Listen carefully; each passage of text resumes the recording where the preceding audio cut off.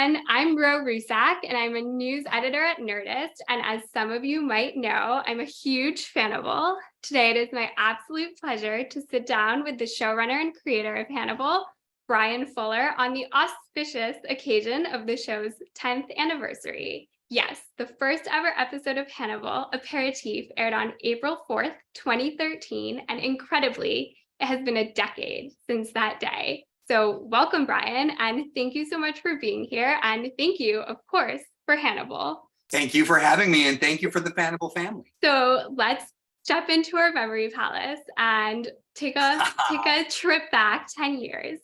Do you remember where you were and what you were feeling when that first episode of Hannibal finally aired? You know, it was, we were in the throes of finishing the rest of the season. So it was airing as we were, trying to finalize cuts on the last few episodes and being able to land the plane. So it was all very surreal. There was a lot of kind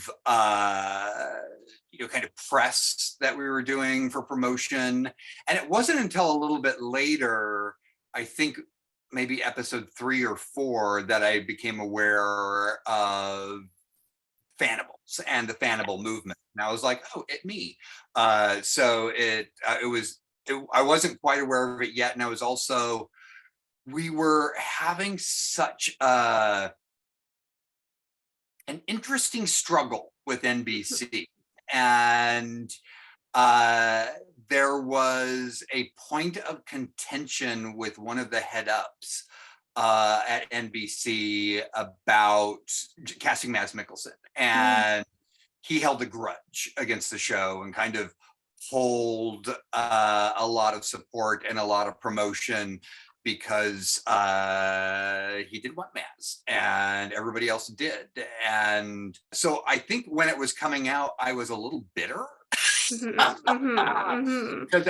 totally understandable. That's very crazy that somebody could be so opposed to Mads, who clearly just inhabits the character.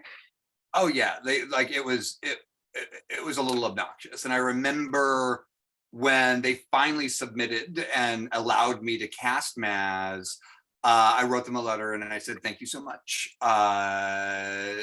He's exactly the right person for the role. I can't imagine anybody else in the role. And thank you for supporting the casting. And one of the executives, Jen Sulky, who remained such a huge supporter of the show and kept it on the air, was like, absolutely, we want to support you. Mads is going to be great. We can't wait to see it. And then her boss was like, well, you got what you wanted, you're on your own. And then pulled a lot of the promotional support for the show. And so it was a very strange time, because I was like, I believed in the show. I believed in the cast more than anything. So we were launching on the air with a fraction of the support that we were supposed to be getting, and kind of being moved around the schedule. And they immediately ordered the James Spader show to basically, bury Hannibal in a way. They're like, okay, you're not giving us what we want, so we're going to do something else with it. And honestly, not to be a bitch about it, but I was a little bitter and afraid for the future of the show. It's interesting that you felt that way, because I think just from the fan perspective, we always kind of felt like we were pulling the boat a little, and you were pulling the boat. The scrappy show that could, but we loved it so purely, which I think you also kind of referenced. Absolutely. It was sort of like I hadn't really thought about it until you're like, what were you thinking? And I was just like, I was kind of pissy. Amazing. Well, you know what? That's Hannibal for you. The drama, the diva, the gloriousness. Absolutely. And to your point, it really was the Fannibals that were pulling the show along and giving it the support that a certain someone at the network was not Jen Sulky. She was always supportive and always behind the show in a supreme way. But there were forces that were definitely thought, Mads was too weird, too inaccessible, and couldn't see what we all saw, which was he is absolutely perfect for the role, and Exactly. elevated and transformed it and took us to a place that gave us such dignity and elegance that I'm so glad that the Fannibals recognized that and got behind Maz and Hugh. Yeah, kind of off of that, one thing that it feels like can be said about Hannibal by people who maybe aren't like as entrenched in it is that it feels like a niche show with like niche appeal. But I always like to say that I think it has almost near universal appeal because critics love it, horror fans love it, fans of queer TV and cinema love it, fandom people love it, prestige TV lovers love it. Like I need 10 hours to say how many people love Hannibal, 10 years. So I think it's only really like a small audience that doesn't love it. What do you think it is about Hannibal that makes it universal in that way, but yet people get this impression that it's more niche than it is? Well, I think because it's pretentious.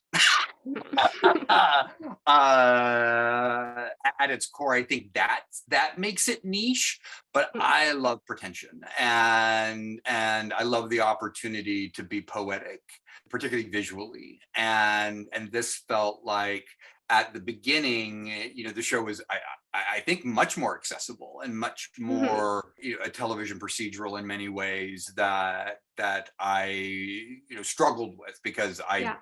I don't usually watch a lot of procedurals because I can usually figure out what's going on by the end of the Yeah. teaser. I need to have like a little bit of mystery, and I think there's something Mhm. fun about the twists and the turns that aren't easily traceable. But there's something about the movement with top shelf TV or Yeah. that paves the way for a little bit more pretension.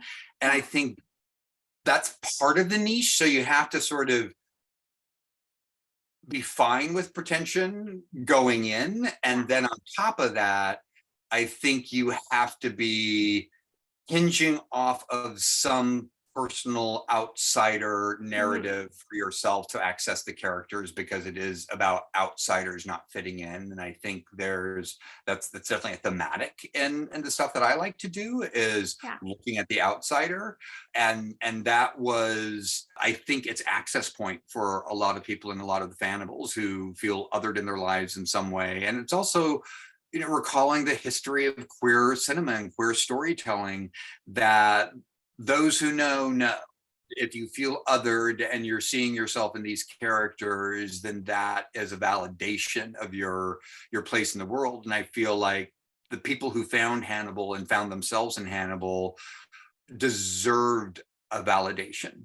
It's fine to be weird. There's something about the Fannibals that there's not rigidity. There's not this heavy-handed structure to protocol.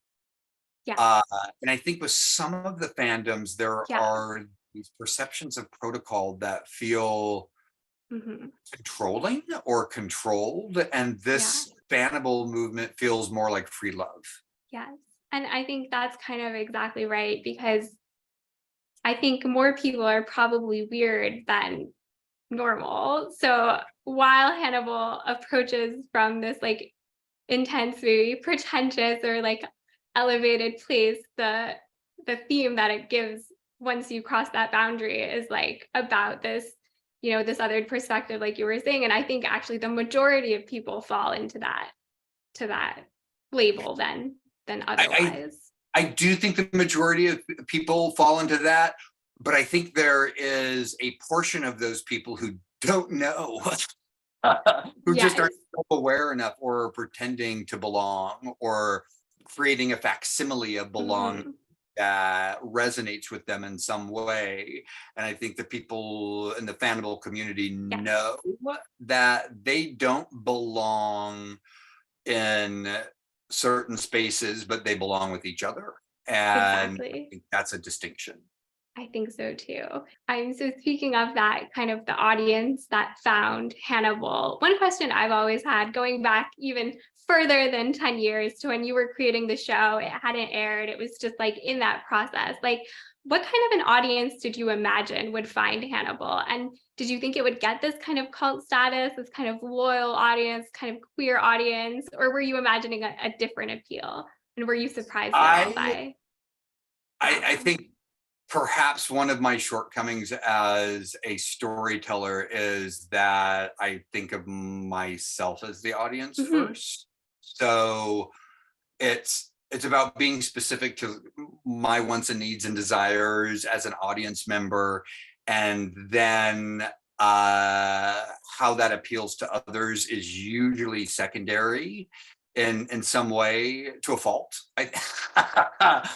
Because I just think, what do I want to see, and what would engage me, and what would get me excited. And so I wasn't I, I wasn't thinking about the bigger Mhm. kind of populist attraction for the show as much as what was authentic, and what the story itself was telling me it wanted to be, and trying to listen to that as opposed to having an agenda Yes, for a big audience. And maybe that's yes, why, the shows I do are very niche, and they don't have big mainstream audiences, but they have, focused, dedicated audiences who enjoy the worlds.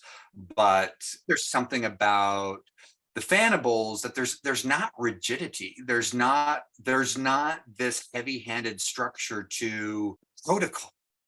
yes, Uh, and I think with some of the fandoms, there yes. are these perceptions of protocol that feel Mhm. controlling or controlled. And Yeah, this Fannibal movement feels more like free love, finding a sense of spirituality in the narrative.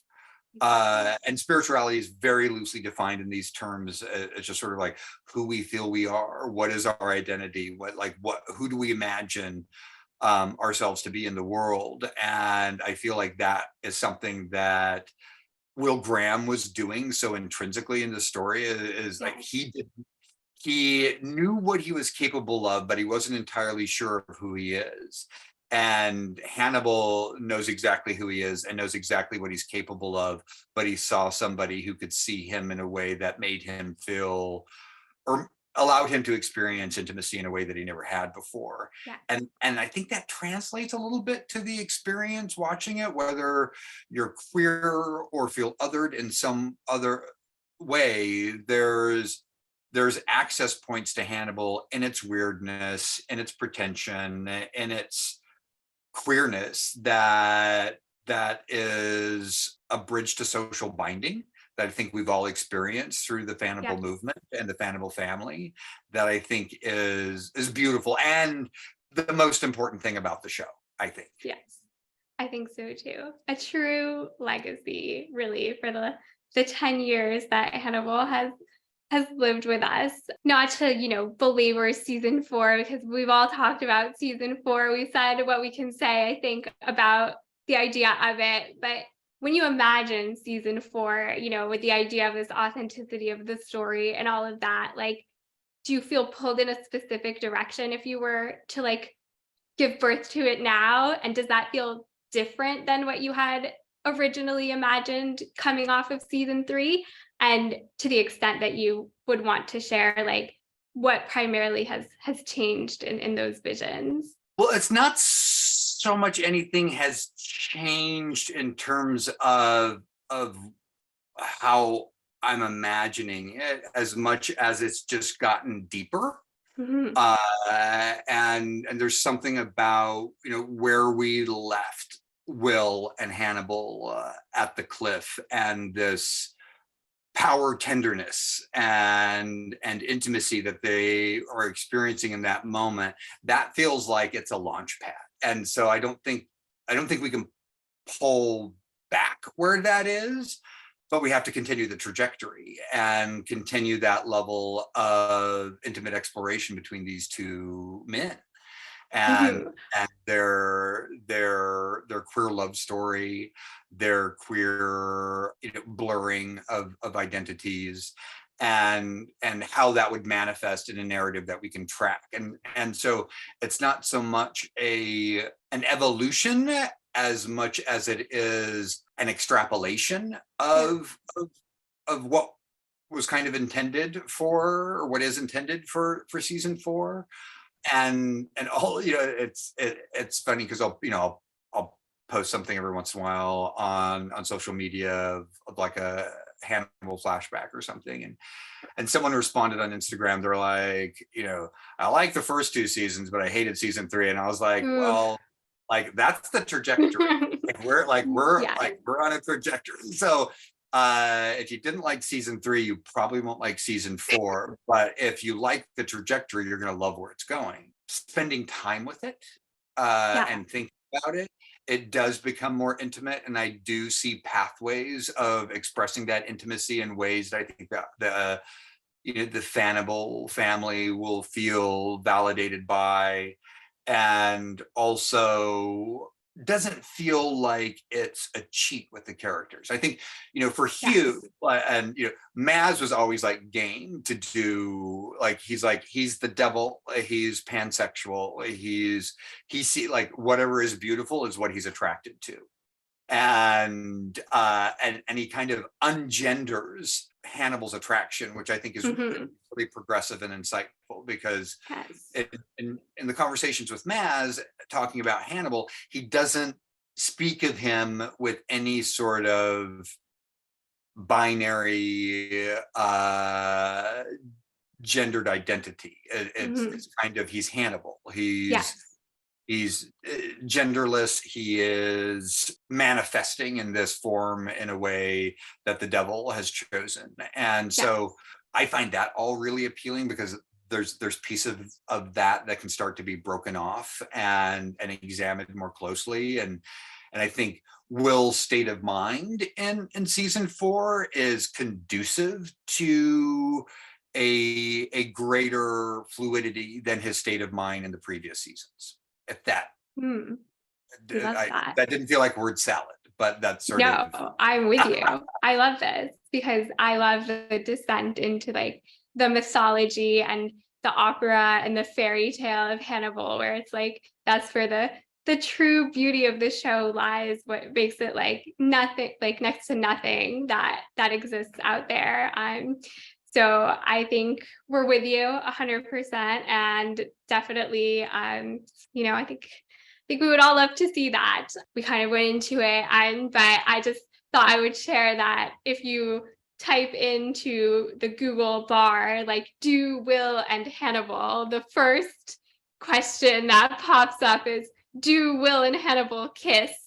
So, we would obviously love to give the Google an answer in the future and have that answer be yes. Well, I just did it. So it's, do Will and Hannibal end up together? Then it's, do Will and Hannibal kiss? And then it's, do Will and Hannibal die? Do Will and Hannibal love each other? Do Will and Hannibal kill together? Do Will and Hannibal date? Yes to that one. Hopefully all of the above. I think there's something about a kiss that is such a unique expression that we've kind of filtered through this heteronormativity. And when I say heteronormativity, I also mean kind of like strict gender parameters that are a little dull at this point. It's very familiar, and there's something about the transportation of a kiss. And I feel like, their lips lingered so long, hovering above each other that, once again, I don't think we can roll that back. I don't think that's authentic. I don't think it's realistic for two people to get to that moment. And if their story is continuing, to ignore that from happening. Like, I can see versions of, suppression, but as we all know, with anything you suppress, it's just going to erupt louder and harder when it gets purchased. Yeah, exactly. Pun intended. That's not innuendo intent. So I think that it's fair to say that the arc of their intimacy is continuing on an upward trajectory. Love that. Love to hear about that. Okay, well, now that we're kind of in this more Spanish space, you're a Fannibal, I'm a Fannibal.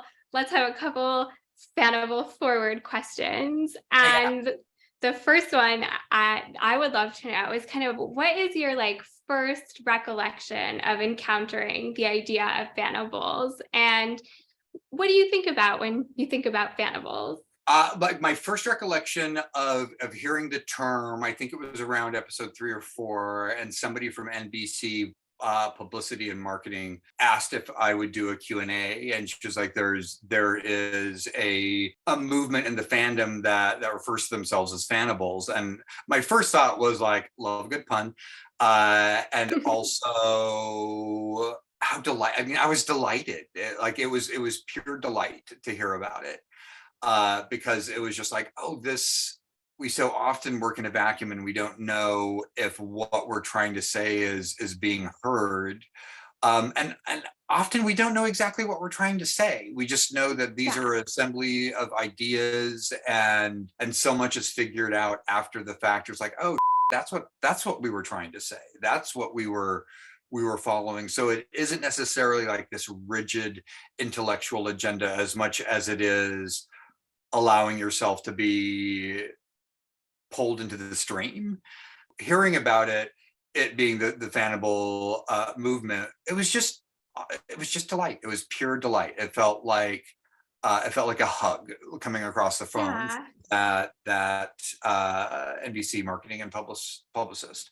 And so there was something about it that was like, oh, regardless of whether the show is going to be a hit or get numbers or stay on the air, it's making a connection. And I think that's what we want as artists, is just to sort of go, I'm feeling this and I'm trying to put it into a narrative, and can you pick up what I'm putting down? And so it felt like there were a lot of people picking up what I was putting down and showing it to me and helping me understand what the intention was. Because in a vacuum, you're never going to have that resolution of thought. And for me, it was like Hannibal said, it was like, oh, I felt seen. So Hannibal is, of course, a fanfic in and of itself. But if you had to write a fanfic of your Hannibal, maybe in some other setting like space or college, where would you set it and who would star? I think it would always be Mads Mikkelsen. And, there were, some talks. How do you feel about doing a new Hannibal movie with a different actor? And I was like, I think that's somebody else's. The Hannibal that I'm intrinsically attached to is Mads Mikkelsen. And I feel like that we're partners in that story. Yes. If either of us are telling that story, we're side by side. And otherwise, we're not telling that story together or separately. So there's something about Hannibal being omnipresent, and also this, if we're looking at it as this kind of Judeo-Christian interpretation of the devil and seduction and clarity of oneself in light of horrific things that actually become beautiful in the process. Just for the interested, because I think this question could be interesting to everybody, but if you had to prompt season 4, like you were giving a prompt that described season 4 in like 3 words, what words would be your prompt for season 4 as you envision it now? The first 3 that came to mind were lurid erotic intimacy. I love it. Fabulous. First thought theater. Well, there you go. Fannibal writers, lurid erotic intimacy. That's your challenge for this anniversary. So get to it. In The Wrath of the Lamb, we saw a lot of connection, and we saw a quasi kind of Hannagram wedding. Hannibal was in white, they were in church, Will was walking down the aisle, but Hannibal didn't really have the tools to throw a full-on bash at the time. What, or rather whom, do you think Hannibal would want to serve at their real wedding? And would he be a bridezilla? I would imagine Hannibal wouldn't want to be a bridezilla. He would have everything so meticulously planned that it wouldn't allow for room for failure. I mean, he pulled off crazy stunts and vivisections with so much skill that I would think that going into it, it's going to go very smoothly. At its heart, Hannibal is a show all about transformation. The key theme could, after all, be adapt, evolve, become. I feel from my own experiences that it transformed me very intensely. And from what I've witnessed, the love, community, and content of the show has transformed many other people as well, whether it was just Myself included. Exactly. Whether it was just transforming what they thought was good TV or helping them to see something in themselves. So, do you feel like Hannibal has transformed something in you? Absolutely. I feel like it has given me a greater understanding of my own needs with intimacy. It's given me a sense of community that I didn't realize could be so supportive and endearing and inspirational. I find the Fannibals incredibly inspiring. I feel like my relationship to other audience members, because I don't think of myself as a storyteller I do think of myself as a storyteller, but I primarily think of myself as an audience member who occasionally gets to put his hand on the wheels. Yeah.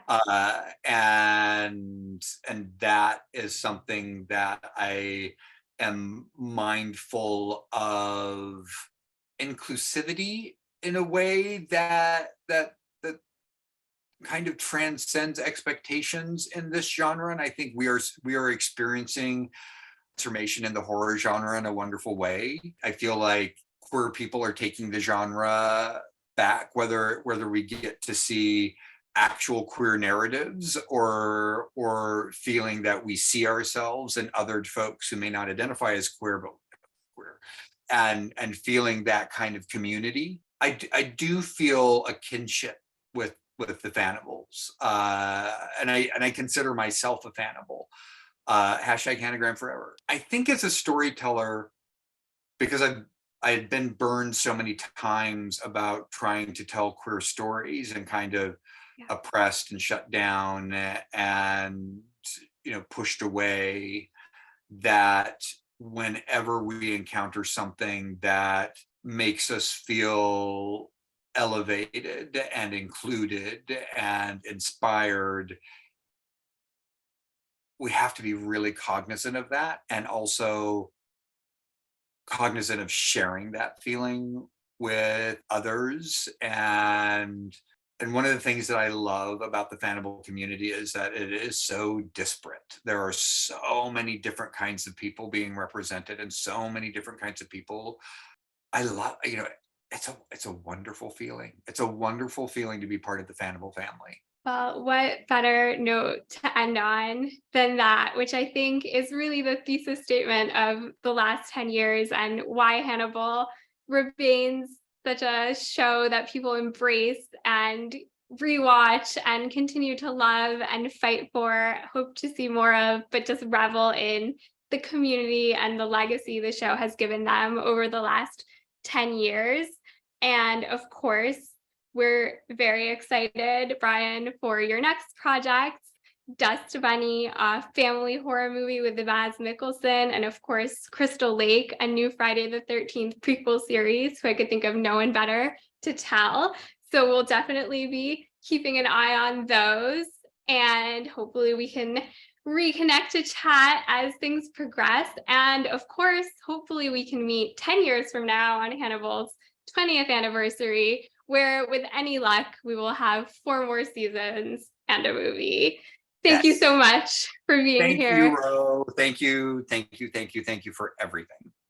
And happy anniversary to Happy everyone out anniversary. there.